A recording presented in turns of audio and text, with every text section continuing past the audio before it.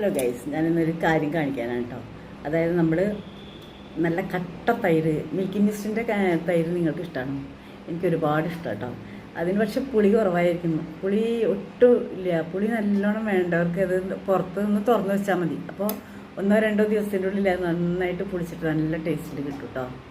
ഇത് നമുക്ക് വീട്ടിൽ തന്നെ ഉണ്ടാക്കാം. അതായത് നന്നായിട്ട് പാല് കാച്ചിയെടുക്കുക. കാച്ചിയിട്ട് ഒരു 5 മിനിറ്റ് ആദ്യം നമുക്ക് കനലുണ്ടെങ്കിൽ കനലിൽ വെക്കാം കേട്ടോ. തീയുള്ള അടുപ്പൊക്കെ ഉള്ള ഉണ്ടെങ്കിൽ വിറക് കത്തിക്കുന്നുണ്ടെങ്കിൽ അതിലിങ്ങനെ കനലിലിട്ട് ഇങ്ങനെ വേവിച്ച് ഇങ്ങനെ വയ്ക്കും.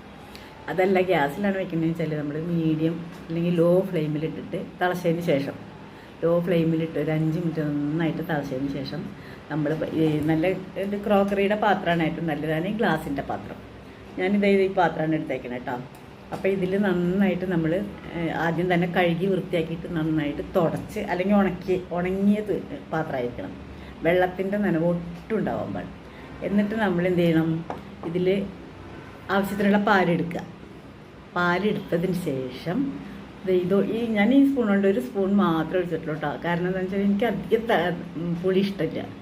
പുളി കൂടുതൽ ഇഷ്ടമുള്ളവരാണെങ്കിൽ ഇങ്ങനത്തെ സ്പൂൺ കൊണ്ട് 2 സ്പൂണ് മോരോ തൈരോ ഒഴിച്ചിട്ട് ഒന്ന് ഇളക്കി കൊടുത്താൽ മതി. അപ്പോൾ ഞാൻ കാണിച്ചു തരാം നിങ്ങൾക്ക്. ഞാനുണ്ടാക്കിയ തൈര് ഇതാണ് കേട്ടോ. തൈര് കേട്ടോ ഇങ്ങനെ നമുക്ക് എടുക്കാൻ പറ്റും കേട്ടോ. നല്ല കട്ട തൈരാണിത്. കൂട്ടിയിട്ട് നമുക്ക് കഴിക്കാൻ നല്ല ടേസ്റ്റ് ആയിരിക്കും കേട്ടോ. കേട്ടോ നല്ല അടിപൊളി തൈരാണ് നമുക്ക് കിട്ടിയിരിക്കുന്നത് കേട്ടോ. അതേപോലെ നിങ്ങൾ ചെയ്ത് നോക്കുക. അപ്പോൾ എല്ലാവർക്കും ഇഷ്ടപ്പെട്ടു എന്ന് തോന്നുന്നു. ഇതേമാതിരി ചെയ്ത് നോക്കുക കേട്ടോ. ഇനി ഞാൻ റെസിപ്പി വേണമെന്നുണ്ടെങ്കിൽ ഞാൻ ആദ്യം തന്നെ പാലൊക്കെ തിളപ്പിക്കുന്ന വിധത്തിലൊക്കെ കാണിച്ചു തരാം കേട്ടോ. വേണമെന്നുണ്ടെങ്കിൽ നിങ്ങളെങ്ങനെയാണ് ചെയ്യണമെന്നും കൂടി കമൻറ്റ് ചെയ്യണേ. അപ്പോൾ നമുക്കത് അത് കഴിക്കാൻ തന്നെ നല്ല ടേസ്റ്റ് കേട്ടോ.